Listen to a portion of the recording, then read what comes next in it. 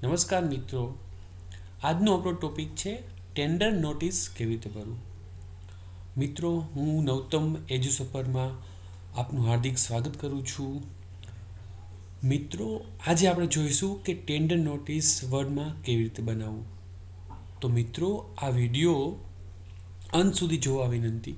મિત્રો, આ વિડીયોના અંતમાં હું તમને એક પ્રશ્ન પૂછીશ જે ટેન્ડર નોટિસને લગતો હશે. તો મિત્રો, ચાલો જોઈએ કે ટેન્ડર નોટિસ કેવી રીતે બનાવવું. તો મારી પાસે એક ટેન્ડર નોટિસ તૈયાર જ છે. જો ટેન્ડર નોટિસ કંઈક આવું હોય છે. એમાં લોગો હોય છે કંપનીનો, પ્લસ ઉપર તમારા કંપનીનું નામ છે, એડ્રેસ છે, અને કંપનીના નંબર છે, અને પ્લસ કંપનીની વેબસાઇટ પણ છે. પ્લસ ટેન્ડર નોટિસને પ્લસ જરૂરી જે ઇન્ફોર્મેશન છે જે કંપનીએ મંગાવેલી છે તમારી પાસે, જે વિગતોમાં બધી આપેલી છે, અને નીચે પ્લસ તમારી વેબસાઇટ. તો ચાલો મિત્રો, આપણે ટેન્ડર નોટિસ કેવી રીતે બનાવી તે જોઈ લઈએ. સૌથી પહેલાં મિત્રો એના સ્ટેપ જોઈ લઈએ કે ટેન્ડર નોટિસ કેવી રીતે બનાવી. તો મિત્રો, આ સ્ટેપ છે ટેન્ડર નોટિસ કેવી રીતે બનાવી એના. જસ્ટ ખાલી સ્ટેપ લખેલા વધારે છે, જ્યારે તમે પ્રેક્ટિકલ કરશો મિત્રો ત્યારે એકદમ સરળ છે. જોઈ લેશું આપણે કે ટેબલ લેવું, પ્લસ ત્યારબાદ જરૂરિયાત મુજબ રો અને કોલમ લેવા, ત્યારબાદ સેલને મર્જ કરવા, જરૂરિયાત મુજબ સેલમાં શેડિંગ આપવું, લખાણ લખવું, જરૂર મુજબ લખાણમાં સુધારા વધારા કરવા, હાઇપરલિંક સેટ કરવી, કંપની સંસ્થાનો લોગો, અને ત્યારબાદ કે ભાઈ સુધારા વધારા કે કોઈ કોલમ કે રો વધતી હોય તો એને ડિલીટ કેવી રીતે કરવી એ બધું જોશું આપણે. તો મિત્રો, એક વસ્તુ છે કે ટેન્ડર નોટિસ છે ને મિત્રો, એ મોસ્ટ ઓફ કેમાં બને છે? ટેબલમાં જ બને છે.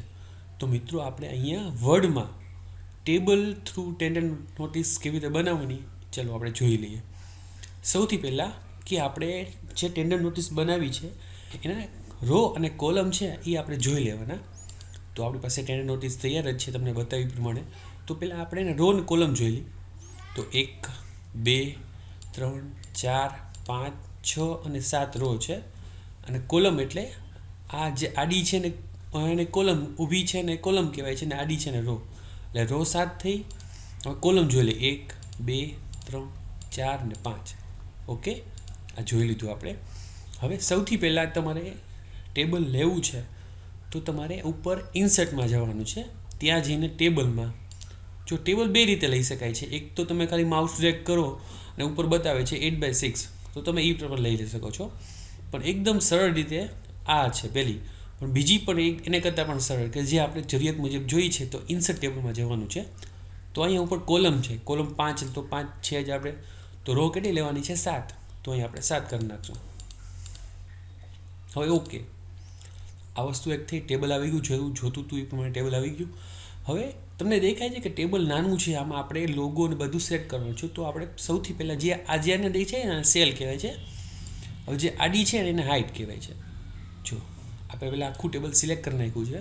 હવે મારે એની હાઇટ છે એ વધારવી છે. તો લેઆઉટમાં જવાનું છે ઉપર. ત્યાં જઈને સેલ સાઇઝમાં પેલું છે હાઇટ, ત્યાં જઈને એની હાઇટ વધારવાની છે. જરૂર મુજબ તમે હાઇટ વધારી શકો છો. હવે બીજું સ્ટેપ, મીન્સ કે આમાં સ્ટેપ બાય સ્ટેપ ચાલવાનું છે. તમે જોઈ લેજો, મને ખ્યાલ છે, મારે સ્ટેપ જોવાની જરૂર જ નથી, તમે જોઈ લેજો. હવે બીજું સ્ટેપ આપણે શું કરશું? ટેબલ આવી ગયું, એની હાઇટ વધારી નાખી. હવે આપણે સેલને મર્જ કરશું, જરૂરિયાત મુજબ સેલને મર્જ કરશું. જો અહીંયા આ બે સાઈડ જે આપણી છે પહેલી રોમાં, આ બે કોલમમાં આપણે લોગો સેટ કરવા છે. એટલે વચ્ચે જે આપણે જે સંસ્થાનું નામ ને બધું ત્યાં રાખવું છે ને એને આપણે મર્જ કરી નાખશું. તો મર્જ કરવા માટે સિલેક્ટ કરીને જેટલી સેલ મર્જ કરવી છે સિલેક્ટ કરવાની, અને રાઇટ ક્લિક કરશો ને તમારે કર્સરનું, એટલે મર્જ સેલ છે ત્યાં જઈને ક્લિક કરશો એટલે સેલ મર્જ થઈ જશે. હવે એક રો તો કામ થઈ ગયું. હવે બીજું રોમાં શું આપણે લખવું છે? બીજું રોમાં જસ્ટ ખાલી આપણે ટેન્ડર નોટિસ આપણું જે ટાઇટલ છે એ જ લખવું છે. એટલે બધી સેલ સિલેક્ટ કરી નાખવાની. સેમ વસ્તુ છે, રાઇટ ક્લિક કરીને મર્જ. ઓકે, હવે 1, 2 અને 3 અને 4 આમાં તો આપણે શું છે કે જે ટેન્ડર છે એની વિગતો આવશે, એટલે આપણે એમને રહેવા દઈશું. લાસ્ટમાં જે આપણા સંસ્થાની જે વેબસાઇટ છે એ લખવી છે. એટલે આ બધી સેલ સિલેક્ટ કરીને મર્જ કરી નાખવાની. આટલી વસ્તુ થઈ. હવે આપણે આપવાનું છે શેડિંગ, એટલે જે સેલ છે એની અંદર કલર ફિલ કરવાનું છે, એને શેડિંગ કહેવાય છે. હવે સિલેક્ટ કરવાની સેમ વસ્તુ છે. કોઈ બી વસ્તુ તમારે સેલમાં જે ફેરફાર કરવા છે એની માટે તમારે સિલેક્ટ કરવું ફરજિયાત છે. સિલેક્ટ કર્યું. હવે સેલમાં તમારે શેડિંગ આપવું છે, એટલે અંદર કલર ફિલ કરવો છે, તમારે કલર અંદર પૂરવો છે ગુજરાતી ભાષામાં, તો ડિઝાઇનમાં જવાનું છે. ત્યાં જઈને શેડિંગ છે, તો ટેબલ સાઇઝ સ્ટાઇલમાં શેડિંગ છે, ત્યાં આપણે બ્લેક કલર ફિલ કરી દઈશું.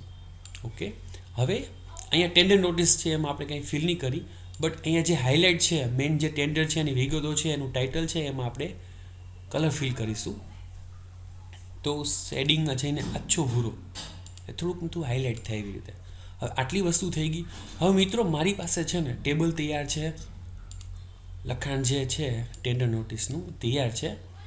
જો શું મિત્રો હું લખતો નથી, કારણ કે આ ટાઈમ વેસ્ટ જાય ને, એટલે તમારી માટે બેટર છે હું લખતો નથી, કોપી પેસ્ટ કરું છું, તમને પણ ખ્યાલ છે. કોપી કરી લઉં છું બધું, Ctrl+C અને અહીંયા રાખીને Ctrl+V કરું છું, એટલે બધું જે લખાણ છે એ આવી ગયું છે. બાકી જે વસ્તુ જે શીખવાડવાની છે હું શીખવાડીશ, બટ આમાં ટાઈમ વેસ્ટ જાય એટલે મિત્રો હું કોપી પેસ્ટ જ કરું છું. અહીં સેમ વસ્તુ છે, Ctrl+C અને Ctrl+V. ઓકે, હવે જો મિત્રો લખાણ બધું આવી ગયું છે. હવે મૂળ વસ્તુ મારે એક કંપનીનો લોગો છે એ તમને સેટ કરતાં શીખવાડીશ. જે સેલમાં તમારે લોગો રાખવો છે ત્યાં જઈને કર્સર આપવાનું છે, એટલે ત્યાં બ્લિંક થવા મળશે. પછી તમારે લોગો એટલે ઇમેજ જ છે, ઇમેજ લેવી છે તો ઇન્સર્ટમાં જવાનું છે, અને પિક્ચર અહીંયા જ્યાં તમારું પિક્ચર જે લોગો પડ્યો છે તે પાથમાં, મારામાં ડેસ્કટોપમાં મારી ઇમ્પોર્ટન્ટ ફાઇલમાં પડ્યો છે, તો હું ઇન્સર્ટ કરું છું. જો આવી રીતે આવી ગયો, કાંઈ નથી. અહીંથી આમાં જઈને આને નાનો કરી નાખવાનો છે, જરૂરિયાત મુજબ તમારે જેટલું રાખવું છે એટલો. થોડુંક અહીંથી મોટો કરી નાખો એટલે એકદમ ફિટ બેસી જાય. હવે સેમ વસ્તુ છે. હવે તમે Ctrl+C ને Ctrl+V કરી શકો, બંને સાઈડ મારે લોગો રાખવા છે તો સેમ વસ્તુ છે. આટલું થઈ ગયું મિત્રો. હવે તમને હું એક હાઇપરલિંક આપતા શીખવાડીશ. જો મિત્રો તમારે એવું એક સેટ કરવું છે કે હું અહીંયા ક્લિક કરું આની પર લખાણ ઉપર, એટલે એક બીજી વસ્તુ ખુલી જવી જોઈએ, જેમ કે એક ફાઇલ છે કે ભાઈ બ્રાઉઝર છે, એ કેવી રીતે સેટ કરું. તો અહીંયા રાઈટ ક્લિક કરો, જ્યાં તમારે હાઇપરલિંક સેટ કરવી છે ત્યાં રાઈટ ક્લિક કરો, ઓપ્શન છે હાઇપરલિંક. હવે મિત્રો મારે એક વસ્તુ એવી કરવી છે કે જે લખાણ છે એની ઉપર ક્લિક કરવું એટલે સીધું એક બ્રાઉઝર ખુલી જવું જોઈએ. તો ડેસ્કટોપ છે એની ઉપર અહીંયા ઇન્ટરનેટ એક્સપ્લોરર છે, એ સિલેક્ટ કર્યું એટલે જો એડ્રેસ આવી ગયું કે internet.explorer.ink.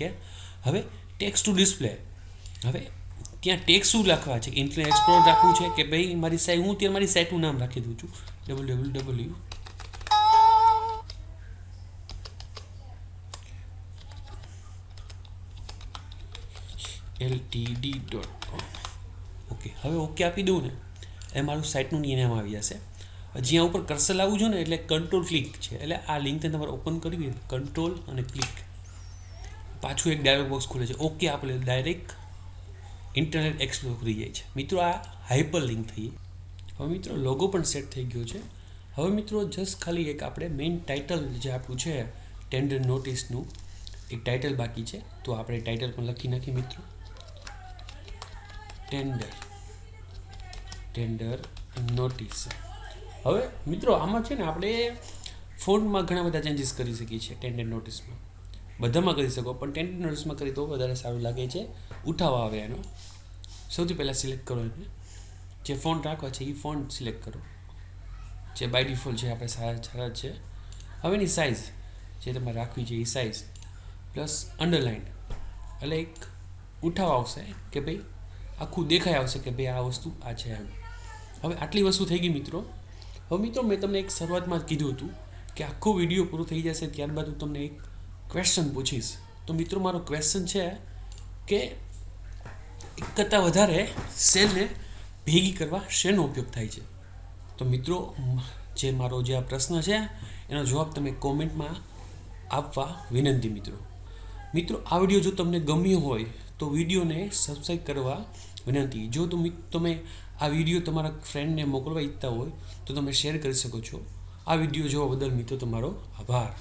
અમારા તમામ અપડેટ માટે ગૂગલ પ્લે સ્ટોર પર જઈ EDUSAFAR અલબત્ત EDUSAFAR લખી સર્ચ કરી આપ પહેલી જ એપ્લિકેશન ઇન્સ્ટોલ કરશો. આ વિડીયો જોવા બદલ આપનો ખૂબ ખૂબ આભાર.